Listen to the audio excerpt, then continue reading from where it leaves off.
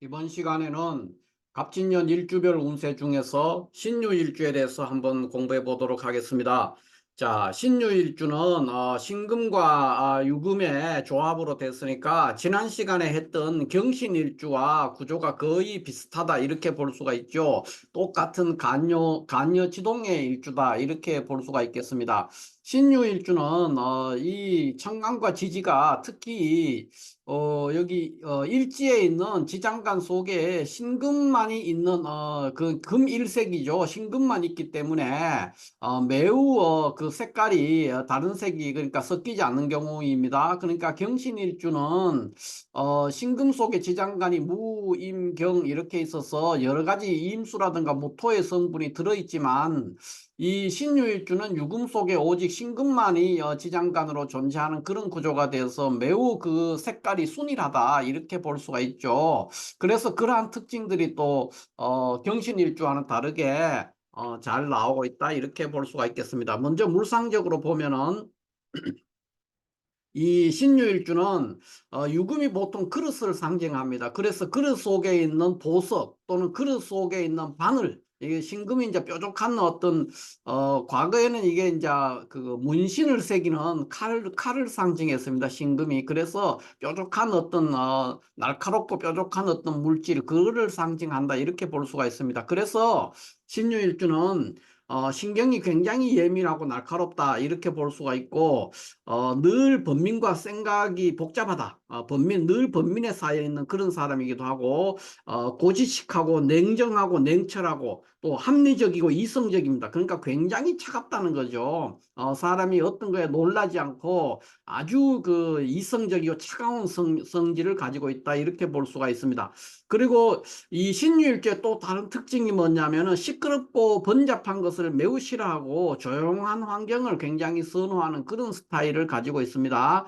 그래서 이 신유일주는 주변에서 간섭하거나 건드리거나 제압하려고 하면 안 됩니다. 가능한 한 가만히 스스로 뭐를 할 수 있게 가만히 두는 것이 최고의 선택이다. 이 사람을 도와주는 길이다 이렇게 볼 수가 있죠. 그리고 또 신유일주는 호불호가 매우 심하다 이렇게 볼 수 있습니다. 그러니까 내가 좋아하는 것과 싫어하는 것에 대해서 분명한 의사 표시를 하는 것이죠. 그래서 이 신유일주는 뭔가가 그 사람이든 뭐 물건이든 뭔가에 대해서 한번 신뢰를 하게 되면은 그것을 오래 유지하고 또 한 번 내 눈에 벗어나거나 틀어지면은 오래 틀어져서 복구가 안 되는 그런 성향을 보인다 이렇게 보죠. 그래서 융통성이 없고 또 타협이라든가 협상이 전혀 안 되는 그런 성향을 보입니다. 그것은 왜 그러냐 하면은 신유일주의 물상적인 특징도 있지만은 이것이 간여지동일주인데다가 지장간에 일지지장간에 다른 성분을 전혀 가지지 않는 신금만을 가지고 있는 그런 간여지동이라는 것이죠. 거기다가 신금이 또 현침살로서 한 몫을 하기 때문에 그러한 성향이 더욱 도드라지게 나타난다 이렇게 볼 수가 있습니다. 두 번째는 이 신유일주를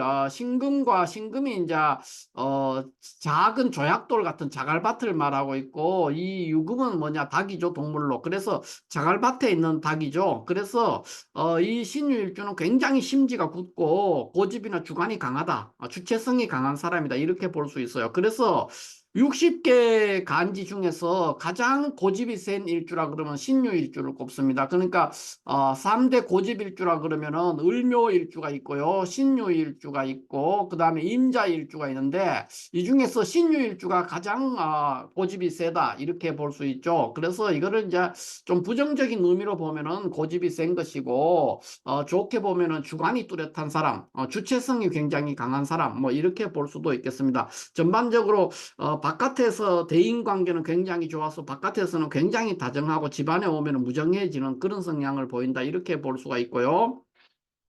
그 다음에 또 하나의 물상으로는 이제 신금도 작은 돌, 유금도 그 작은 돌이잖아요. 그러니까 조약돌이 이렇게 쌓여 있는 그런 모습이 됩니다. 조약돌 덤이죠. 그래서 여자가 만약에 신유일주라 그러면은 굉장히 미모가 있습니다. 그러나 신금 속에 또 여기 유금 속에 또 지장간에 신금이 있어서 일간 신금과 함께 이런 거를 이제 상신이라고 해요. 상신. 그러니까 두 개의 신금이라는 거죠. 두 개의 신금. 상신의 신유일주라는데 이 신유일주와 신축일주가 이거에 해당이 됩니다. 신축일주. 그러니까 축토 속에 개신기라는 것이 있기 때문에 여기도 신금이 들어서 이것도 상신의 일주인데 신유일주도 이제 상신의 일주죠. 그래서 여자 신유일주는 굉장히 미모가 있음에도 불구하고 남편의 사랑을 독차지하지 못하는 그런 아쉬움이 있다 이렇게 볼 수가 있습니다. 남자는 대체적으로 처덕은 있습니다. 그러나 해로하기는 어렵다 이렇게 보기도 합니다. 그리고 여자가 신유일주면 대체적으로 가계를 책임지는 그런 성향을 보이니까 결국은 여자가 가계를 책임지고 있다. 이 말은 뭡니까? 남편이 무능하거나 또는 남편과의 관계가 원활하지 않다. 이렇게 볼 수가 있겠습니다. 자, 그렇다면은 이러한 신유일주가 갑진년이 됐을 때는 어떻게 되느냐를 한번 볼 수 있죠. 그럼 갑목은 이제 정제가 될 것이고 진토는 정인이 되겠습니다. 그래서 정제가 정인을 달고 들어온 그러한 한 해가 될 수가 있기 때문에 신유일주의 이 갑진년은 사주 전체 구조와의 관계에서 유기적으로 살펴야 되는 그런 면모가 있습니다. 그러니까 갑목이라는 것은 길신인데 갑목이 들어와서 어떤 역할을 하고 있느냐 하는 것을 살펴본다면은 다른 어떤 사주 안에 있는 글자와의 관계가 매우 중요하게 될 수가 있다 이렇게 볼 수가 있겠습니다. 그러나 이제 요 자체만으로 본다면은 신유일주의 갑진년은 뭐 학업을 하는 사람들, 수험생이라든가 학업하는 사람들한테는 다소 불리한 한 해가 될 수가 있을 가능성이 매우 높고요.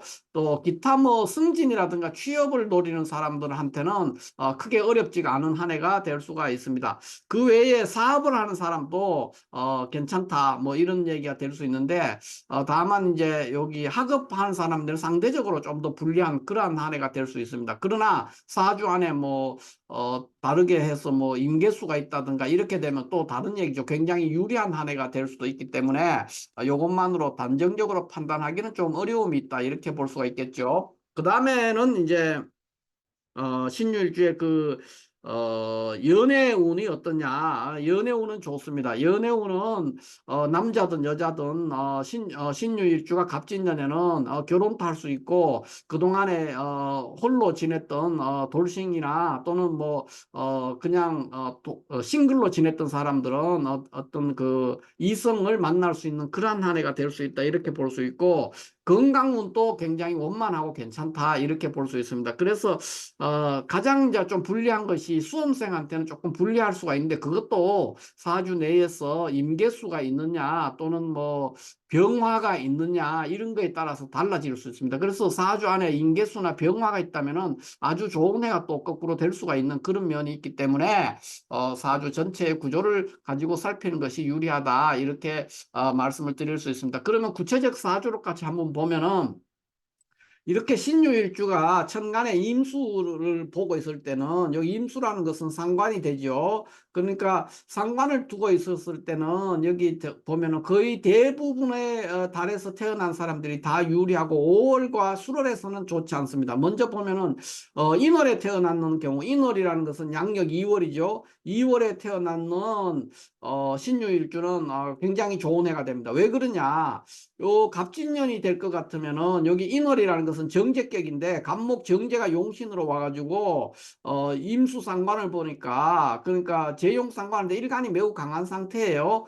그래서 여기에서 물론 이제 재용상관만 돼 있으니까 조금 불리해질 수 있는데 여기에 뭐 다른 경신금이 또 있거나 했을 때는 아주 유리한 해가 되고 그냥 갑진년이 왔을 때도 그렇게 많이 불리하진 않다 이렇게 볼 수가 있겠습니다.